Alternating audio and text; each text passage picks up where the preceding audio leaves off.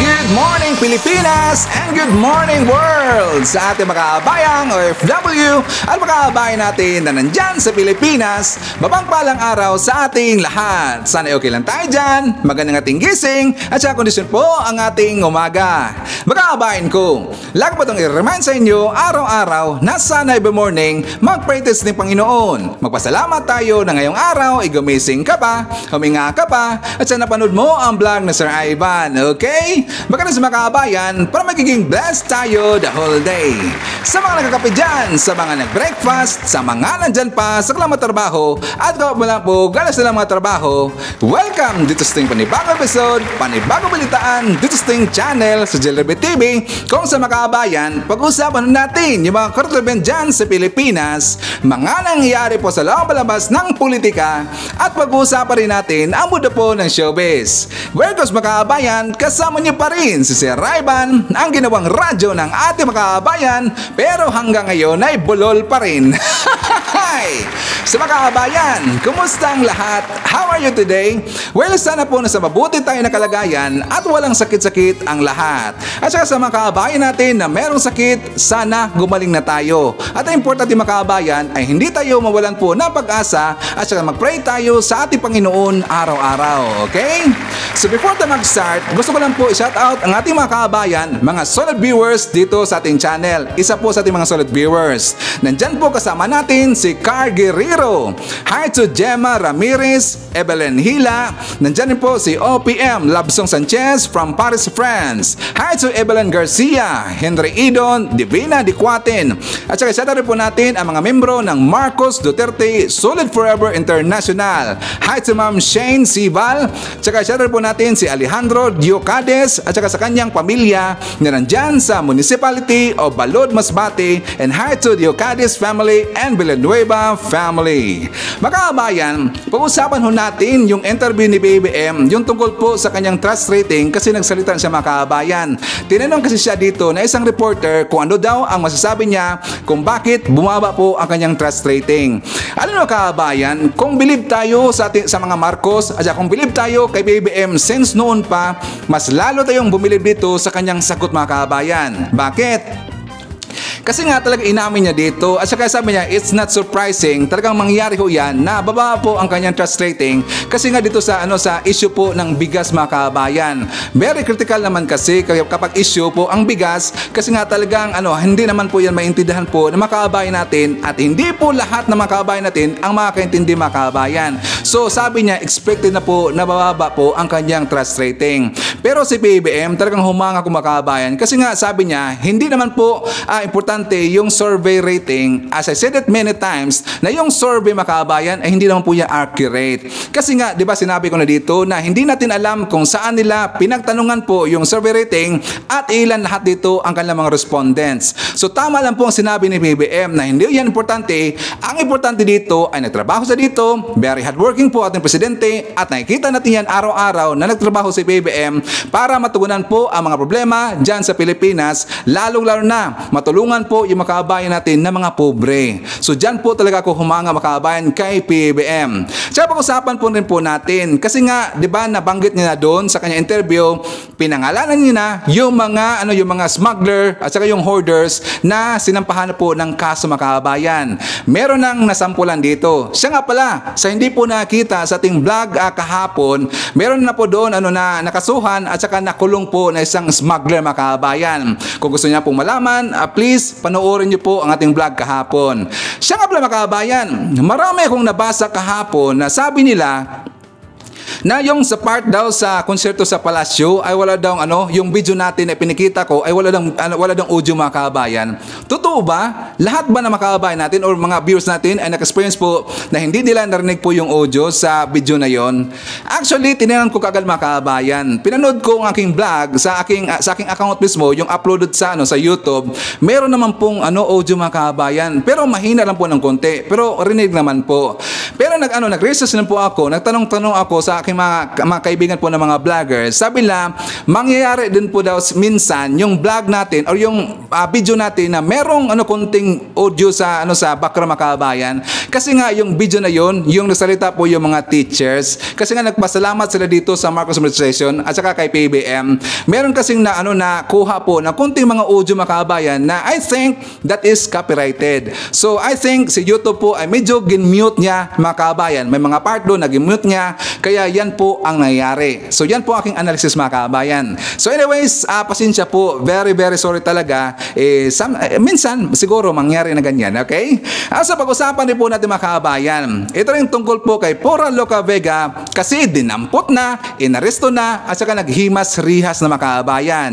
But instead, na siya po dito ay magpakumbaba, abay marami pa pong mga sinabi mga kabayan. Sabi niya ang nangyari doon sa kanya ay unfair daw. At saka katulad po dito, yung hindi na siya welcome sa lugar mga kabayan, yung persona non grata, unfair daw yun. Kasi ang kanyang ginawa daw dito ay just an art. Pero hindi niya inisip dito na ilang milyon po na mga Katoliko ang kanyang sinaktan mga kabayan. Ipapakita natin yan mamaya kasi meron akong napansin po. Doon po during po sa pag-aresto kay Pora Locavega, merong napansin si Sir Ivan. At saka kumpirmado na tayo kung ano yun, ipapakita ko mamaya. So pag-usapan po natin tungkol dito sa Bataan Nuclear Plant, merong good news mga kabayan. Alam ko po na marami ditong mga kabayan natin na ayaw po sa nuclears. Pero hopefully this coming November mga kabayan, once ma-approve na po yung bill na Philippine Nuclear Energy Safety Act, tuloy-tuloy na po. Boboohin na po at saka ipagpatuloy na po yung Bataan Nuclear Plants. At saka ilang years ba bago matapos yan kasi nga maraming tutulong mga kabayan. Yung bansang France, yung bansang Korea, at saka yung Japan, handang-handa silang tutulong dito. At saka may pakita ko sa inyo na video mamaya mga kabayan.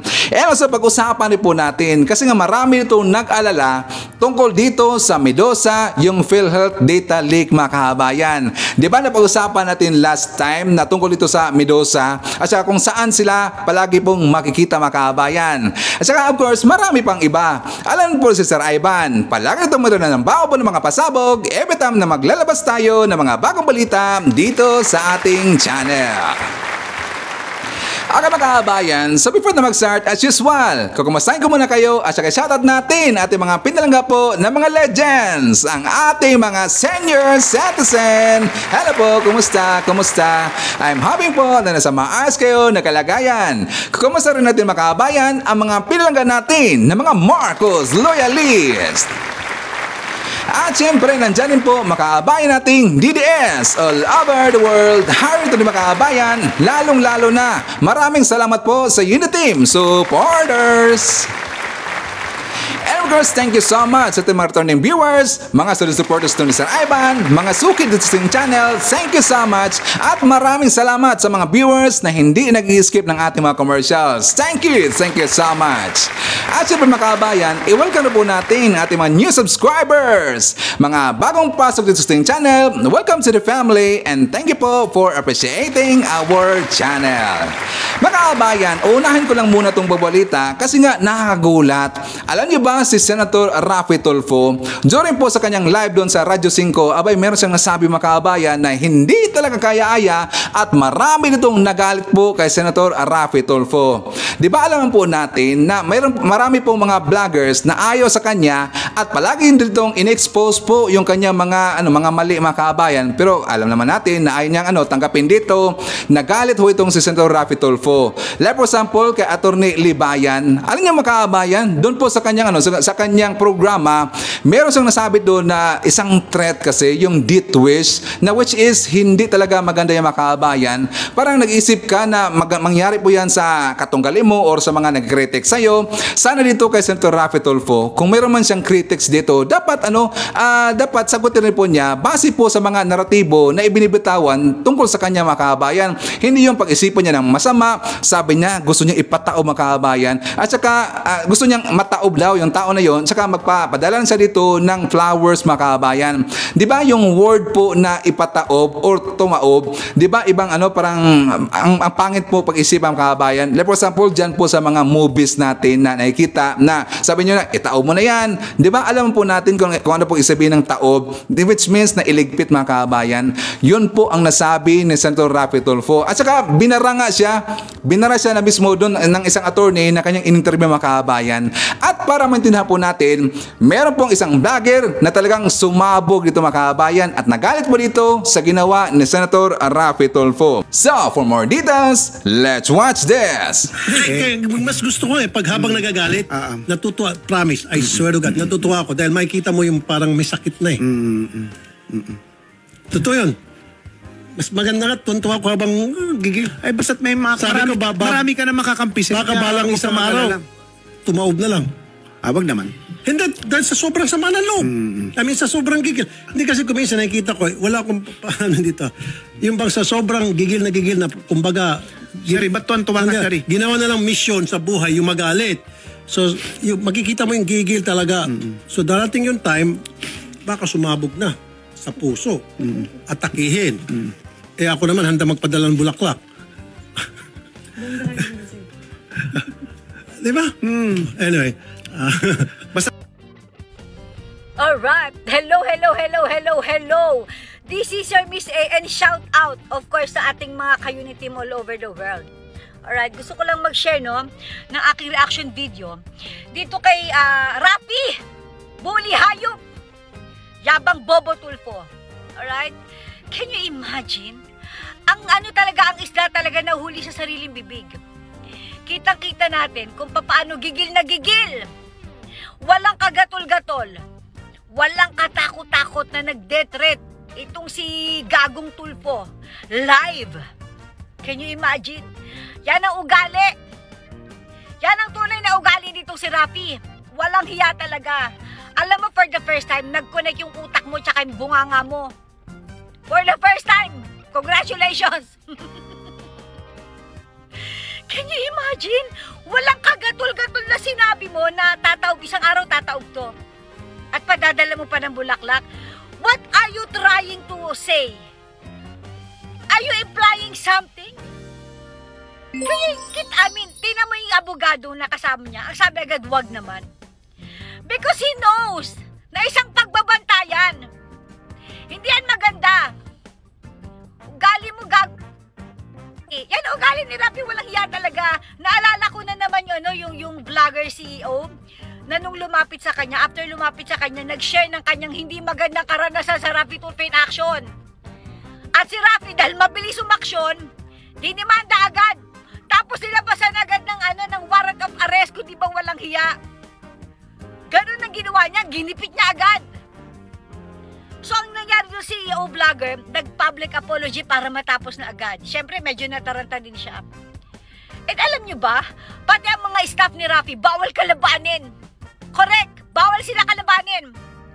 Dahil isa din sa mabigat na dahilan kung bakit dinimanda nitong si Raffy, itong CEO vlogger, is because meron siyang mga nasabi hindi masyado maganda tungkol sa mga staff. Can you imagine, pati mga staff, puta! Bawal kalabanin! Ganyan kawalang hiya si Raffy. Ganyan kawalang hiya.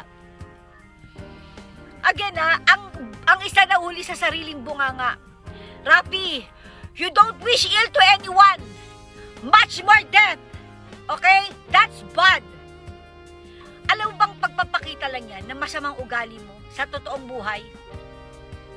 Para maisip mo yan, at walang kagatol-gatol, sobrang yabang, proud na proud ka pang sinasabi yan, na di bale, padadala ko naman ng bulaklak. What are you trying to say? Ha? Yabang mo!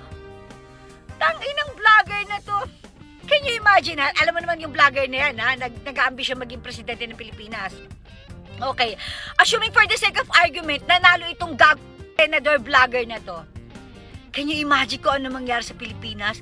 Bawal ang posisyon. Bawal siyang kontrahin. Bawal siyang hindi sundin.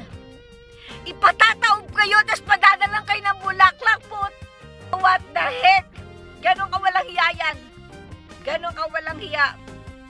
You are such a pretentious leader. Pretentious good leader. Okay? Nakakaloka. Nakakaloka ka. Hindi ko kinaya tong huling pasabog mo, Rafi.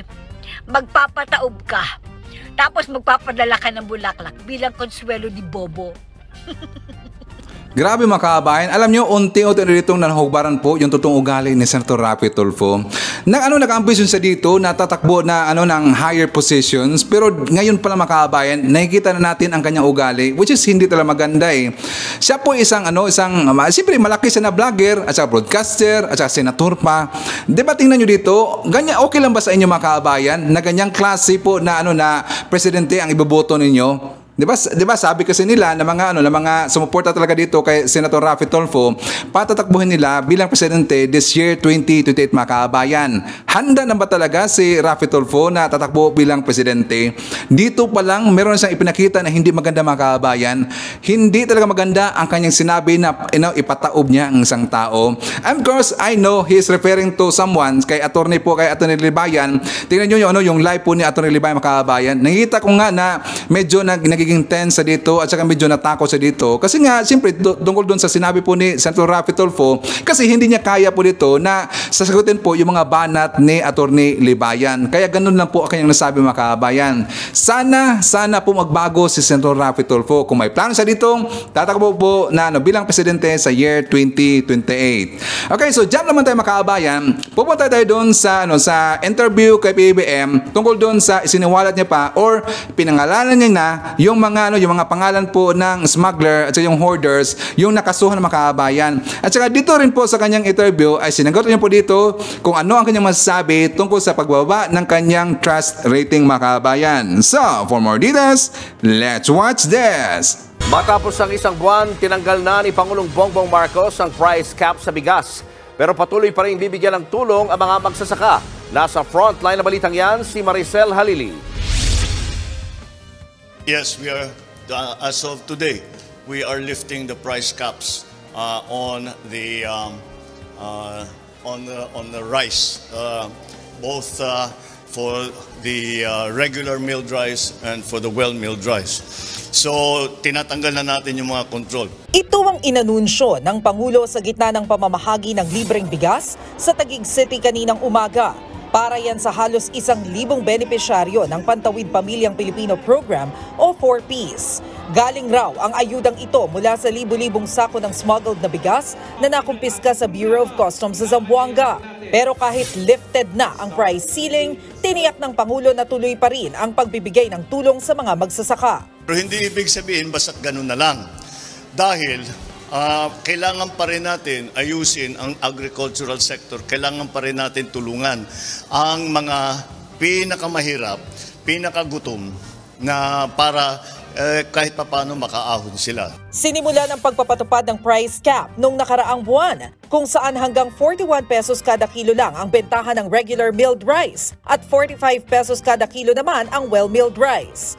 Ipinatupad ang price ceiling para tugunan ang patuloy na pagtaas ng presyo ng bigas na dulot umano ng smuggling at hoarding. Kaya babala sa kanila ng Pangulo, hindi tayo papayag na patuloy na mamamayapag ang mga mapagsamantalang pumipinsala sa ating kabuhayan at sa buong sektor ng agrikultura. Binabalaan ko ang mga sumasabotahe sa ating ekonomiya, kayong mga smuggler, kayong mga hoarder at sindikato, tigilan na ninyong ang mga masama ninyong gawain.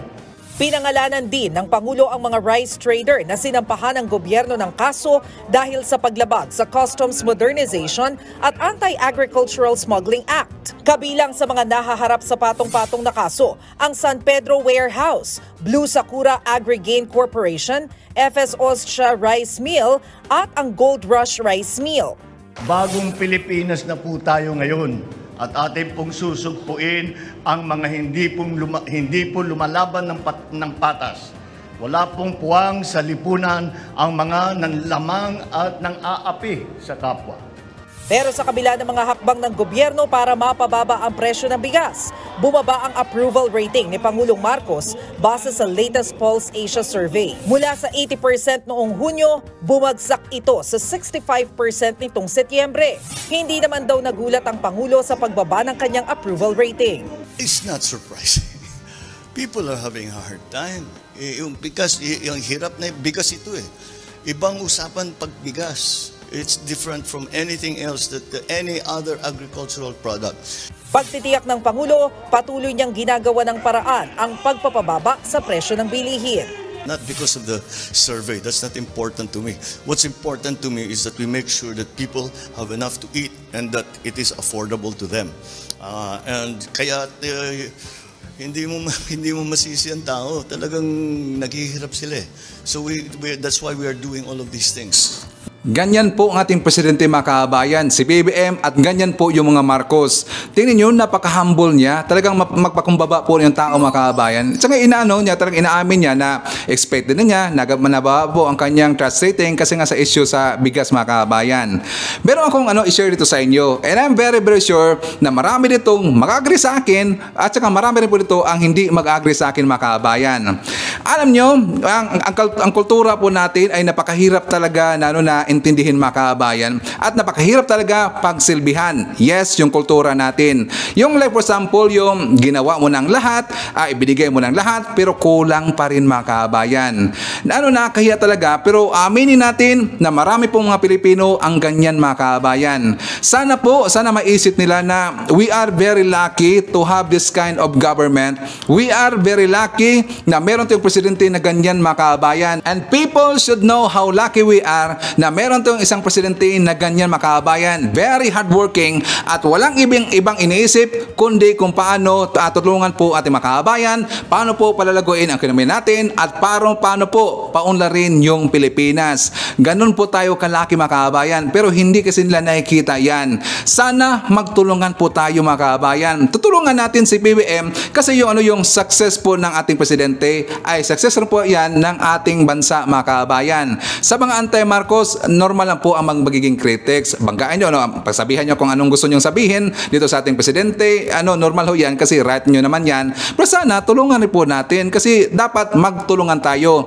Kasi alam nyo kabayan, kung isa lang po dito yung tao magtatrabaho o yung gobyerno lang po dito magtatrabaho, hindi tutulong dito yung mga tao, hindi po lalago ang Pilipinas mga kabayan. Tandaan natin yan. So again dito, good job po kay BBM. Talagang hanga sa iyo si Sir Ivan at saka I am very proud to have you as a president. Okay? So anyways, dyan naman tayo sa ating next topic mga kabayan. Pag-uusapan natin yung tungkol dito sa PhilHealth kasi nga marami ditong nag-aalala kung ano na ang nangyari sa kanilang mga accounts mga kabayan. Yung mga membro po ng PhilHealth. Well, membro rin po si Sir Ivan. At saka meron ko i-discuss mamaya tungkol dito sa Medusa, yung data leak na issue mga kabayan. So, for more details, let's watch this. Ikinakalat na raw sa dark web ang mga na-hack na datos mula sa PhilHealth. Pero giit ng ahensya, walang nakompromisong mahahalagang impormasyon ng mga miyembro. Sa frontline ng balitang yan, si Marian Enriquez. Pinost ng hacker group na Medusa ang video na ito na naglalaman ng mga datos na kanilang nakuha mula sa state insurer na PhilHealth. We understand that we have the data of citizens of the whole country in our hands. I am amazed at the lack of qualifications of the staff of such an institution. Dito ipinakita ang iba't ibang datos tulad ng mga ID picture at kopya ng IDs, mga financial statements, insurances, bank accounts, mga dokumento galing sa accounting at may photo album pa. At nagbabala pa nga ang grupo na isa sa publiko nila ito ng libre.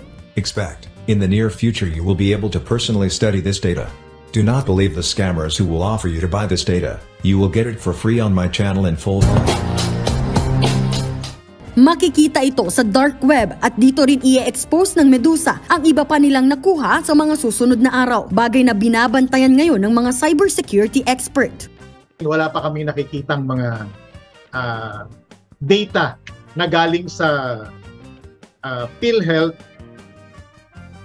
except doon sa mga data, mga sample data na binigay na ng ransomware group na to, gaya na mga ID ng employees, SSS ID, GSIS ID, passports, tapos mga memo ng internal memo ng government agency na to. Ito yung Philippine Health Insurance. Ipinakita ng cybersecurity analyst na si Art Samaniego ang itsura nito. Ma-access lamang ang dark web gamit ang isang special browser na hindi maaaring matrace o anonymous ang iyong pagkakakilanlan. Malinaw daw na mahina ang security system ng PhilHealth. Kamakailan lang inamin ng PhilHealth na wala silang antivirus nang atakihin ng Medusa ransomware nitong Setyembre. Ayon sa isang cybersecurity analyst, tama lang na hindi nagbigay ng ransom ang PhilHealth sa hinihinging $300,000 o 17 million pesos dahil uulit at uulit lamang ang mga ito. Maraming posibilidad kung paanong nahack ang PhilHealth pero dapat daw i-disclose ng ahensya kung paano nangyari ito. Nanindigan ng PhilHealth na tanging mga datos ng mga empleyado ng ahensya ang nakuha at hindi ang mga PhilHealth members. There is no leak with regard to information and there is no compromise with regard to medical information. I think what they have really are the personal data of some of our employees. Paliwanag ng PhilHealth na kabagal ng pag-update nila ng antivirus ang procurement law pero ngayon protektado na raw ulit ang kanilang system. Paalala sa publiko, mag-ingat sa phishing attempts o nanghihingi ng mga impormasyon, iwasan ang pagkiklik ng mga link at maging alerto sa identity theft. Malaking problema to kasi asahan natin na maraming mabibiktima ng identity theft, maraming mabibiktima ng scam. Happy-happy ang mga cybercriminals pag nagkataon. Kasi pwede na silang gumawa ng social media account, may ID na yun. Pwede na silang gumawa ng credit card, kumpleto may pirma pa. Yung mga nandito, ng mga sample data nila. Sakaling ma-scam, tumawag sa hotline 1326 ng Interagency Task Force ng gobyerno laban sa cybercrime. Pinaiimbestigahan na rin sa Kamara ang PhilHealth hacking. Tungkol doon sa sinabi po ni Samaniego mga kababayan, yung isang assistant po na analyst, at saka yung doon po sa IT, I think IT yun ng taga PhilHealth, sabi nila, hindi na napiktuhan yung server.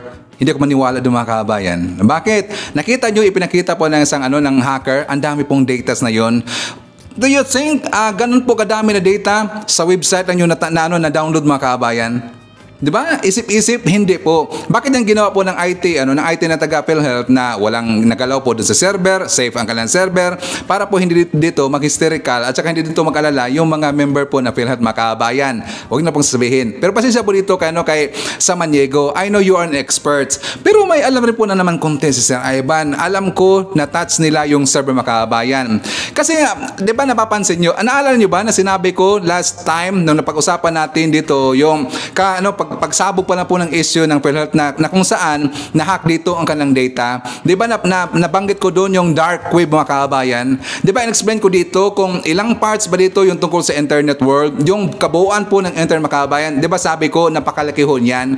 Like for example, kayo alam nyo na gumamit po dito ng mga applications, mga social media applications, web browsing, alam natin yung Google. Pero yung mga kababayan, pinakunti lang po yan. It's just a tip of an iceberg yung alam ho natin. Doon pa lang po yan sa surface web mga kababayan. So ipaalam ko, at least gusto kong ituro dito sa inyo para yung aking mga legends dito na mga viewers, mga loyalista at saka yung mga, siyempre yung mga alam ko, yung mga IT, alam na nila ito. Tungkol po dito sa parts mga kababayan, pakita ko lang po, yung surface web, dyan lang po ang ating alam tungkol sa paggamit po sa internet.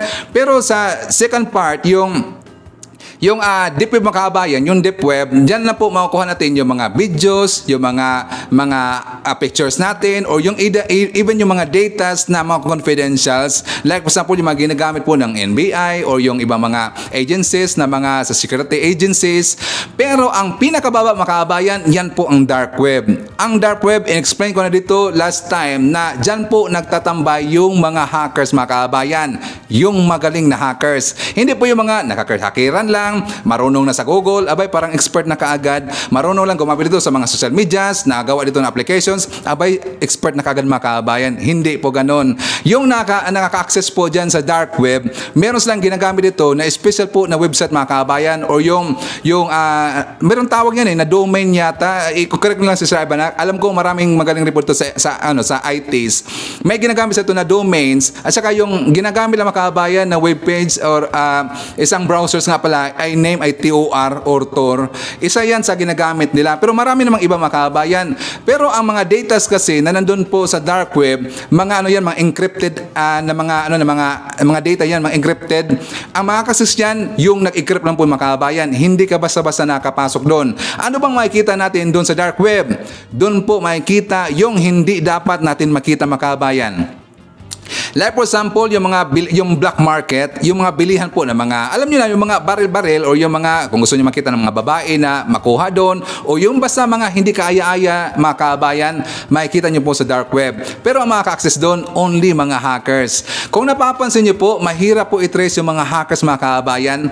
Unlike yung sa mga tanga-tanga po ng mga hackers, yung nagpahakir-hakiran lang, matitrace sila kaagad. Pero yung mga magaling po ng mga hacker mga kababayan, kahit hindi sila dito gagamit po ng mga VPN, kasi yung mga alam natin na VPN, mga napakababaw lang yan eh. Meron sila mga sariling ginawa po na VPN mga kababayan, kaya ang hirap nilang i-trace dito. Sino ba dito mga katrace po sa kanila? Siyempre, yung mismong hackers din po mga kababayan. So yan po ang ginagawa ngayon ng ating gobyerno for security purposes. Kailangan na dito na mag-hire po ng mga hackers para ang gusto makatrace para matrace nila kagad dito yung saan ang locations ng hackers na yon. Like for example, yung Medusa, hackers din po mga kababayan. So that is hackers versus hackers. Yan lang po ang tanging magawa ng gobyerno natin. So naintindihan pa natin si Ivan, at least meron pong alam aking mga viewers tungkol dito sa mga IT worlds at saka sa internet world mga kababayan. Okay? So anyways, dyan naman tayo. Pupunta tayo dito sa issue ni Pura Lucavega. Kasi nga nakulong sa makabayan, inaresto na, dinampot, pero may napansin ako during sa kanyang pag-aresto makabayan. But before that, bigyan mo natin chance po na magsalita itong si Pura Lucavega makabayan. So, for more details, let's watch this. Nakakulong ngayon ang Pinoy drag queen na si Pura Lucavega. Kaugnay pa rin niya ng kaso dahil sa viral performance kung saan nakabihis na Nazareno siya. Nakatutok si Rafi Tima.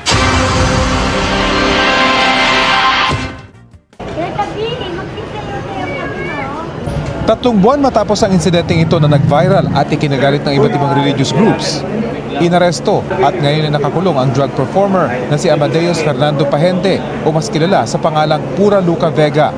Ang kanyang kaso, paglabag sa immoral doctrines, obscene publications and exhibitions and indecent shows na isinampa ng isang grupo sa Maynila. Bagamat batid daw niyang may nakasampang kaso laban sa kanya, nagulat pa rin daw siya sa paglabas ng warrant of arrest. I did not receive the subpoena. When we went there, sa ibang address po siya na ibigay. I'm still processing it. Payapa naman daw siyang sumama sa mga pulis. Para masiguradong nandun, nagpakilala muna bilang delivery riders. Nung nakita nila si Lucavega, nagpakilala silang pulis, binasaan naman siya ng rights niya, sinabi yung warrant of arrest against him, peacefully naman siya sumama dito. 72,000 pesos ang itinakdang piyansa para sa kaso. Hanggang ngayon, pinaninindigan ni Pahente ang kanyang ginawa. My intention was never to mock. I also would not like to invalidate their feelings. If they feel hurt or they feel offended, it's their right to feel such. Bukod sa Maynila, may 3 pa raw siyang kinakaharap na kaparehong kaso sa Quezon City. So yeah, I do feel like there's it's unfair. Yeah, but we've been, handed a warrant of arrest, so I'll be like, okay, sige. Well, I think that the reception was a little blown out of proportion because I stand by what I said that when you're doing drag kasi it's a form of storytelling, so it's really just telling a story wherein I envision Jesus being one with the queer people. So basically, that's just the intent of the performance. And then with the declarations of the persona non grata, I think it was also an overreaction to the incident. Like I said in the previous statements that I had, I've always been open for dialogue if they really wanted to know my side of the story. Unfortunately, and with the declaration of persona non grata, I know that it's non-binding. It's basically just a statement of I'm not welcome to a particular locality. But then again, I don't know if I really did contribute much to offending the particular locality that has declared persona non grata. So it was kind of a shock now to be handed the warrant of arrest because I feel like it was a bit quick. My side of the story or the motion or hindi naman ako nabigyan ng enough time to submit the documents that we've been wanting to submit. Unfair sa kanya ang kanyang parusa, mga kababayan. Noon nung maraming mga tao na nag-advise sa kanya na hindi maganda ang kanyang ginawa dito kasi nga nilapastangan niya yung paniniwala po ng mga Katoliko, mga kababayan. At marami itong nasaktan po. Millions po pura loka ang nasaktan mo. Tapos sabihin mo dito, unfair ang nangyari sa kanya kasi nga artist na siya, mga kababayan. Yes, okay naman po yung artist. Yung mga ginagawa po ng mga artist, yung mga napipaint, wala pong pangit sa dyan sa kanya, mga kababayan, yung mga paint. Pero ang kanyang ginawa kasi nilipastangan niya yung ama namin. Okay lang ba sa atin yun? Marami po siyang masaktan doon, mga kababayan. Ngayon, kung tatanungin niyo si Ivan, ano ba ang napansin ko during sa kanyang pag-aresto, mga kababayan? Di ba marami itong lumalabas po ng mga istorya na kung bakit ginawa po yan ni Pura Loca, mga kababayan? Kasi nga parang ayaw niya dito kay Jesus Christ. Meron po nagsabi niyan, kaya doon po parang napatunayan ko na dito na itong si Pura ay parang anti-CHRIST, mga kababayan, anti-Christ ito. Bakit? Tingnan nyo ang kanyang t-shirt. Alam na alam nyo yung logo na niya, mga kababayan. Ano yan, Sir Ivan? Ay, siyempre, ipapakita ko rin dito. Yan po ay logo ng Illuminati, mga kababayan. Alam naman po natin yung Illuminati. Kilala na natin sila. At marami po tayong narinig tungkol sa kanilang, mga kababayan. Bakit niya sinuot po ang ganyang klase na t-shirt, mga kababayan? Ano bang gusto niya itong ipalabasin para ipakilala ang kanyang sarili na totoo ang ating iniisip tungkol sa kanya, mga kababayan, na siya antay dito? Siguro, totoo talaga yan. Kasi sinuot niya eh. Baka, huwag niya sabihin na hindi natin alam yung logo ni makabayan, your icon na yan. Kilalang kilala ho natin. So, dito pa lang, nalaman na natin, siya po dito ay isang anti-makabayan. So, of course, bago tayo mag-jump po sa ating next topic, i-shout naman natin ating mga silent viewers, at yung mga viewers na hindi nag-skip ng ating mga commercials. Hi to all the channel members. Nandyan po si Ryan, Cosmo Defender, Pusong Inami, Sis Queen, Fizz Calante, Russell Terowell, Via Bibar, and Mel Grace Holmes. Hi to Jessa May. Hi to Tonebelia of Santa Misa, Manila. Biyahe ni AJTV from South Korea. Shoutout po natin si Ryan from Virginia, USA. Shoutout kay Carclia, CCT Beer, Riddler, Trexie, Lily, Carmen, Judy, Red One, Little One, Jay Cabal, Ma'am Lentek, Ma'am Self, Mami Chacha, Mami Lou, Tita S, Caitlin, Tata Emik, and Tata Jackfords of Jackford's family. And of course, hi to Amang Frank Dulfo. Siya po ang National President ng SBPWM na nandyan sa Burungan, Samar, Leyte. Hi to Virgilio Fajardo. Kasama rin po natin si Oliver Arcon, Erickson Miguel and family na nandyan sa Hawaii. Rodolfo Ranada Rabor of Tansa, Cavite. And hi to Eduardo Condino from Palawan, Id Condino. And Sue Damaluna. And of course, out rin po kay Jose Balues from Canada. Of course, ito rin po kay Ma'am Maiti Baisa. Makabayan, ipapakita ko dito yung nangyari po sa kababayan natin na 3 Pinoy mangingisda na nabangga po or baka binangga po ng isang foreign vessels. Yung vessels niyo, makabayan, isang tanker po. So alam nyo, nakakatawa kasi yung mga vloggers ng una, ulitin ko lang po, na ang pag-akala nila na taga-China po yung gumawa niyong kababayan. Kasi nga nabasa natin na malapit po sa Baho de Masinloc yung pangyayari. Well, walang ibang isipin natin, China, makabayan. Pero iba po. At saka mahirap po magbigay kaagad ng lugar kung saan konektado po yung vessel na yon kasi under investigation ho yun, makabayan. So, for more details, let's watch this. Sinadya o aksidente lang?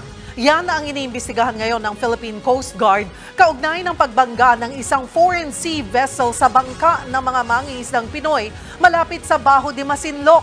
3 kababayan po natin ang namatay sa insidente. Para sa iba pang detalye, nasa frontline na balitang yan si Jenny Dongon live mula sa Subic, Zambales. Jenny, anong update dyan? Julius Cheryl, sa kwento mismo ng sakay ng tumaob na bangka, ayon sa kanya masama ang panahon, umalakas yung buhos ng ulan nang mabangga sila ng foreign vessel na ayon sa PCG ay isang crude oil tanker na nakarehistro sa Marshall Islands. Hindi rin matukoy ng survivor kung nakita ba sila o hindi ng vessel. Sa ngayon, nakaburol na dito sa Subic ang 13 mangingisdang nasawi. Pagpasok ng mga kabaong, napakagulgol na ang mga pamilyang ito ng 3 mangingisdang nasawi sa dagat malapit sa Bajo de Masinloc. Ang muli kasi sa nilang pagsasama mula sa mahigit 1 linggong pagpalaot, nauwi sa masakit na pagkikita. Ang pamilya ng 63 taong gulang na si Tatay Benedicto napayakap na lang sa kabaong ng kanilang ama. Dinala ang kanilang labi sa Subic, Zambales. Sabi ng asawa ni Benedicto na si Nanay Mercedes, ito na sana ang huling pagpalaot ng asawa dahil na rin sa katandaan. Kaya naman labis ang hinagpis niya. Kaya itong laot nilang to, inaasahan namin na pag-uwi, siyempre may paggagastos. Ganyan naman po umano sa amin. Yun ang balita, namatay naman. Ang masaklap pa, walang-wala silang perang panggasto sa pagpapalibing. Base sa investigasyon ng Philippine Coast Guard, alas 4:20 na madaling araw nitong Lunes, October 2, nakaangkla sa laot ang Philippine fishing boat na FFB Diren sa may Bajo de Masinloc. Sakay nito ang 6 na mangingisda kasama ang kanilang kapitan. Meron din mga nakasakay sa ilang maliliit na bangka. Masama ang panahon noon kaya hindi napansin ng mga Pilipinong mangingisda ang pagdating ng malaking foreign vessel na Pacific Ana, isang crude oil tanker vessel. Dito na hit and run ang bangka. Tumaob ito kasama ang mga mangingisda. 3 ang patay kabilang ang kapitan. Dahil nga masama ang panahon, tumagal pa ng halos 4 na oras bago nalaman na mga kasamahan nilang mangingisda ang nangyari. Sugatan ang ilang survivor. Kwento ng survivor na si Mang Johnny, nasa labas siya ng bangka at nag-iisang gising na makita ang barko.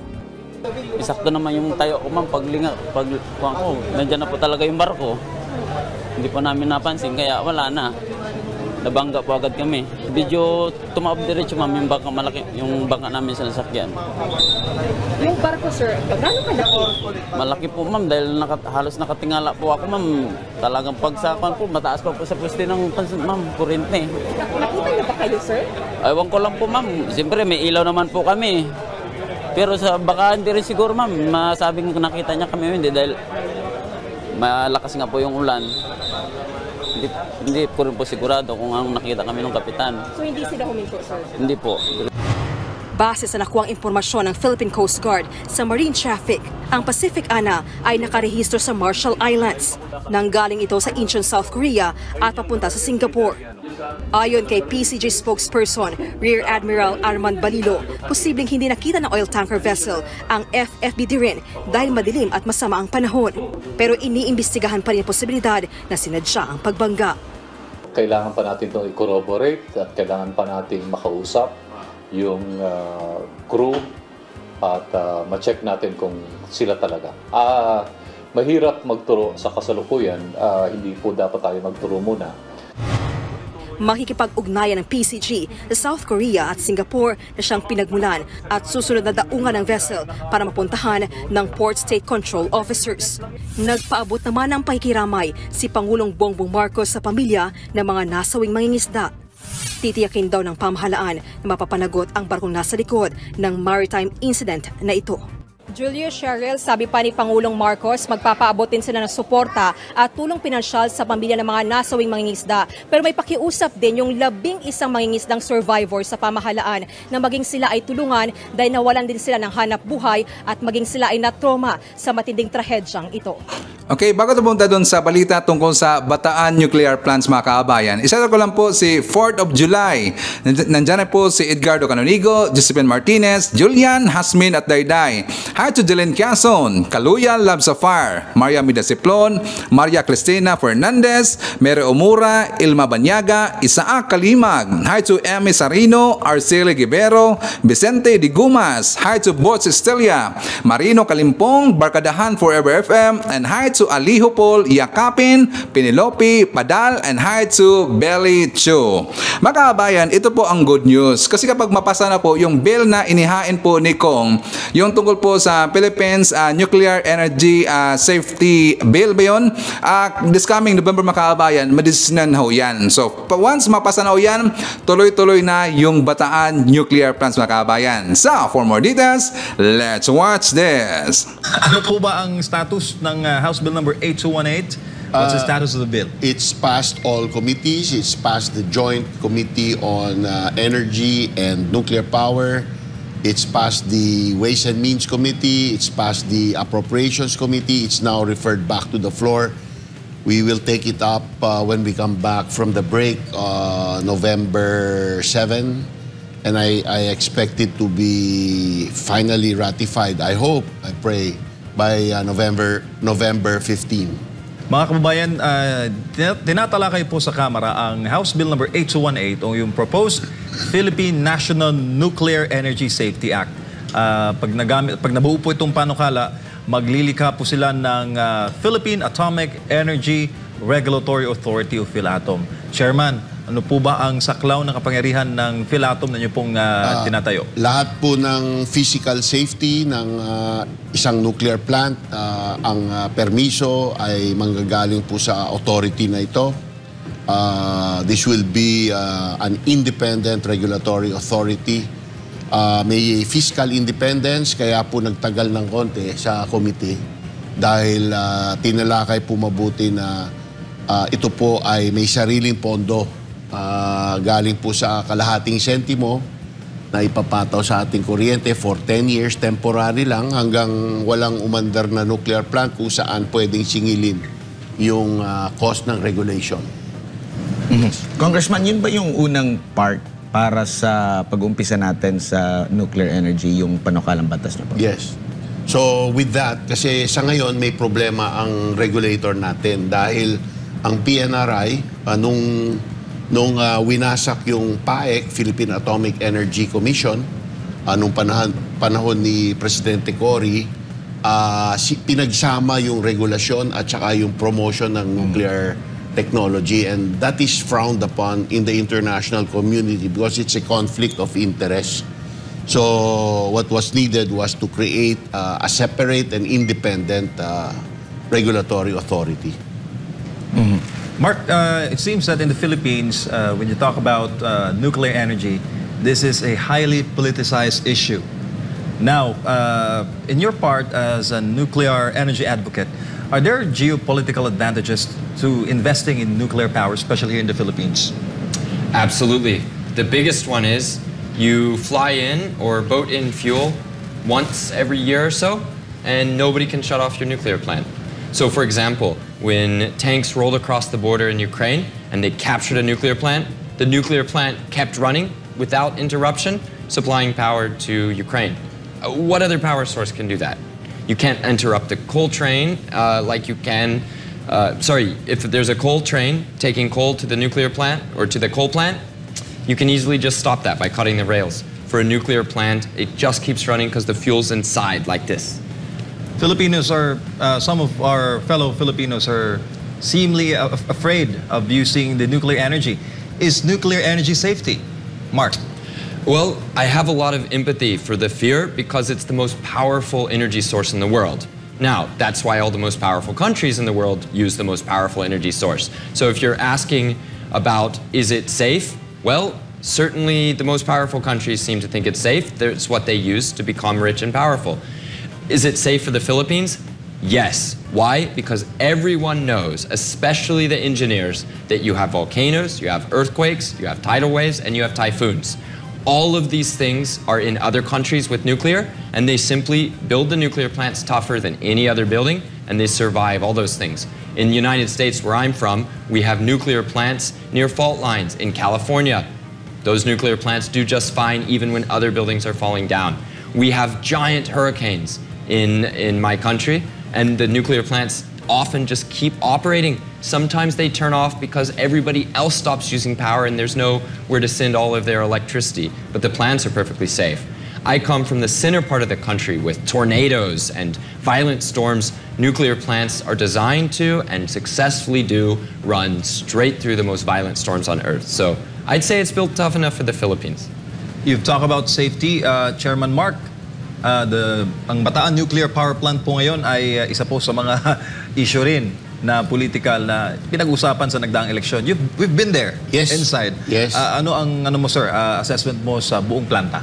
Well, 100% complete siya. Noong 1984, pumasa po siya ng nakompleto niya ang kanyang hot functional testing. Ginamit po ang kuryente para paandarin ng bomba. Ilang megawatts po yun, kaya uminit ang tubig.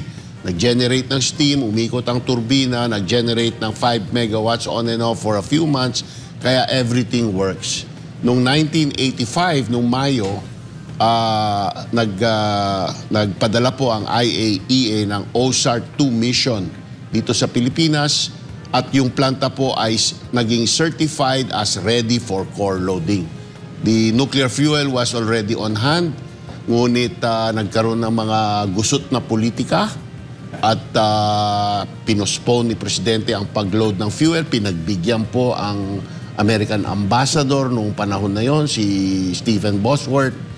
And inabutan po ng Pebrero 1986 and the rest is history. Ang masasabi ko lang, tayo po ang nalugi na hindi po umandar yan dahil ngayon 55% coal na po tayo.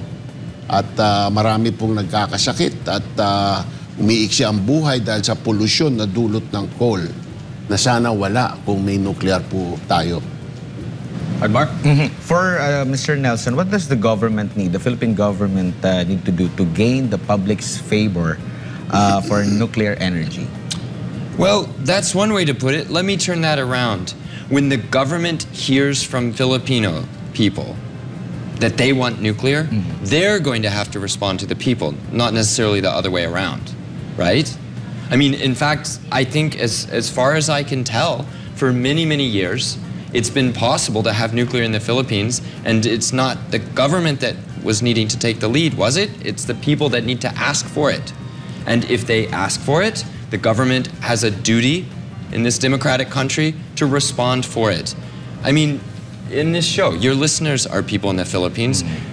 Both of you, as hosts, you're people in the Philippines. If you ask about it, are satisfied by the answers to at least explore getting it, and you request it, I have every confidence from those I've met in your government that they will respond to your requests.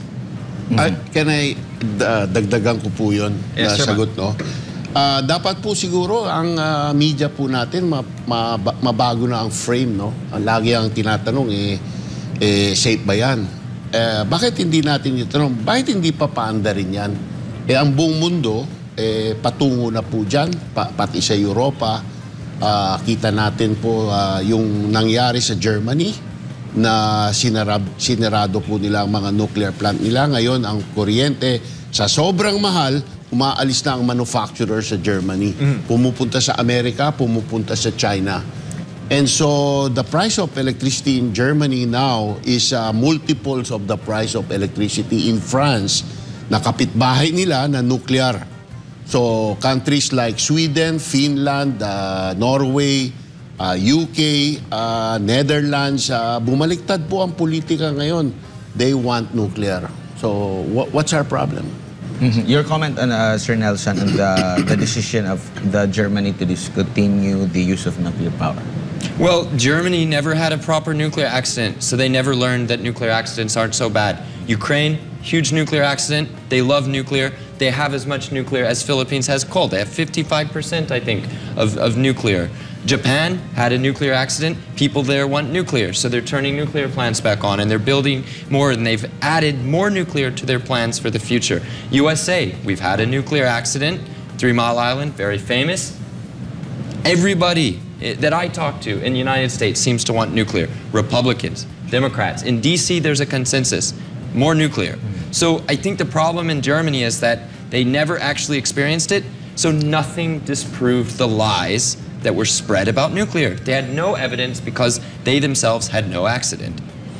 Baka pwede nyo pong itanong kay Mark doon sa California kung paano bumaliktad ang pananaw ng mga Democrats na traditionally anti-nuclear. And Diablo Canyon, sinuportahan na nila para magpatuloy. Maybe you can explain Diablo Canyon, how the Democrats reversed themselves? Sure. There's one last nuclear plant in California, and people, very powerful people, made plans to destroy the nuclear plant. Then they realized that they wouldn't have enough power, and they changed their mind and decided to save the nuclear plant. Once a powerful Democrat came out and said, maybe we should save the nuclear plant, that's the governor of the state, that's Gavin Newsom. Once he said, maybe we should say it, everybody else, they just followed in line and they said, okay, we'll save it, and now we're going to save the nuclear plant. It's that quick. Sa botohan nila sa Assembly ng California, isang senador lang ang tumutol sa lahat, no? The rest voted almost unanimously. And doon sa Kamara nila, sa Assembly nila, 4 lang ang tumutol. The rest voted for the extension of the nuclear plant. And these were Democrats. And by the way, that California nuclear plant is exactly the same vintage as BNPP. Now, I'm not saying you have to turn on BNPP. The people of Bataan would need to ask for BNPP, I think, to turn it back on. I agree. All I'm saying is that if BNPP had been the nuclear plant in Japan, there wouldn't have been meltdowns. Yeah. If BNPP had been the nuclear plant at Chernobyl, there wouldn't have been a Chernobyl. Now, of course, Chernobyl wasn't really what people think. Chernobyl nuclear plant kept operating for 14 years after the famous disaster. Men and women were going every day to run the nuclear plant for electricity. The only reason they shut it down is because they got cash payment from European countries to finish another nuclear plant to provide the same amount of electricity, and then in year 2000 they shut it down. Does that sound like the end of the world? Not me. It wasn't even the end of Chernobyl. Yeah. Chairman, yung sa Bataan Nuclear Power Plant, we've been inside, no? Yes. Yung mga parts niya medyo rusty na. Pagbubuhayin po ba yun? Ano ba ang gagawin natin? Papalitan yung parts? At ano bang commitment ng Actually, ang nakikita nyo pong rusty doon is very superficial, no? Kung napansin mo, ang kakapal po ng bakal doon, yung reactor pressure vessel doon is almost 1 foot thick, no? So, at saka yung ibang alloys po doon, stainless, copper, hindi talaga kinakalawang. High alloy steels po yan. A commissioning will take 4 years. Uusisain lahat yan na according to original design. So, lahat ng hindi na magandang pyesa, papalitan po ng bago. So, that's why it takes 4 years. Kasi you have to be sure. You have to train the people properly. So everything will be done according to international standards. But I am not pushing Bataan. Of course, I support that Bataan will run, but that is a political question I want to leave to Congress or the President. Ako, ang gusto ko lang, maset ko yung mga framework, legal framework para yung bagong nuclear plant na kailangan natin, yun ay may isagawa natin sa mga lugar na dapat, kung saan dapat gawin ang nuclear sa buong Pilipinas. Up to 16,000 megawatts by 2045 ang aking aspiration. Up to between 16 to 32,000 megawatts, no? Para mapalitan po ang imported na fossil fuels na sa bawat 1,000 megawatt, we are importing between $700 million to $1 billion a year in imported fossil fuel. Kung nuclear po, $20 million lang. Ang laki ng diferensya. Kayamanan natin lumalabas. Itigil na natin yan. Nabigyan na ang lahat ng ibang paraan sa paglikha ng kuryente ng 37 years na pagkakataon magtagumpay. Fail po sila lahat. Every single administration after 1986 has failed in their energy policy. Mahal pa rin ang kuryente. Critical pa rin ang supply. Ang hindi lang nasusubukan, nuclear power. Diba parang, Chairman, that's one of the reasons why many investors were turned off to invest in the Philippines. That's right. Napakamahal ng kuryente. Sobra. Kaya pumunta sila ng Vietnam, pumunta sila ng Indonesia, Malaysia, Thailand, dahil may fossil fuels doon, mura ang kuryente doon. Tayo walang fossil fuel, imported lahat. Kayamanan natin ang ating ginagastos para iangkat yung mga fossil fuel na yan. At laging sinasabi po ng government, lalo na yung mga namamahala din sa kuryente nating congressman, na hindi talaga sasapat yung supply natin. At the same time, meron pa problema sa pinagkukunan natin ng panggatong para tumakbo itong mga power plants na ito. If ever po na ma-push through talaga ito, no? Masimulan ito, ano ba, parang iiwanan na natin yung luma na pinagkukunan natin ng kuryente? Hindi po maaari agad kasi kulang na kulang, no? So NEDA says that we need to double our capacity by 2040. Our total capacity is 22,000 megawatts. 55% of that is coal imported, and 20% of that is gas. Sa ngayon, malampaya pero kumakapos na kasi natutuyo na eh. So mag-i-import po tayo ng LNG. Kaya nga si DOE nagbibigay ng permiso na isagawa na ang mga LNG receiving terminals. Ngayon, mas mahal pa ang LNG sa coal, ano? So kung dodoblehin po natin ang kuryente by 2040, tingin ko kung 16,000 ang fossil fuel ngayon, lagyan mo ng 16,000 na nuclear, 50-50 na po yan, marami ka pang espasyo for renewable energy. Diba? So, at least 16,000. Kung gusto mong tanggalin itong lumang 16,000 by 2045, tsaka ka gumawa ng another 16, di 32,000 na po yun. O yun, talagang mura na ang kuryente by that time. To Mr. Nelson, people have been asking in our social media streaming, how would investing in nuclear power contribute to the country's commitment to combating climate change? Well, it's easy.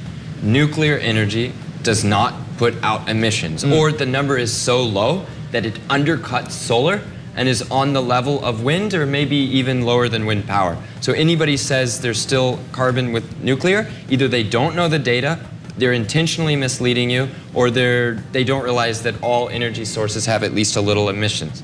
Nuclear is outstanding. France shows an incredible story where they decarbonized and got rich off of nuclear at the same time, and then France runs their nuclear energy system off of nuclear energy itself. That circular economy is possible with nuclear in a way we haven't seen with other technologies. It means that France and Sweden, two nuclear-dependent countries, have among the lowest electricity emissions in the world. That's important because electricity is seen by experts as the keystone to decarbonizing everything else.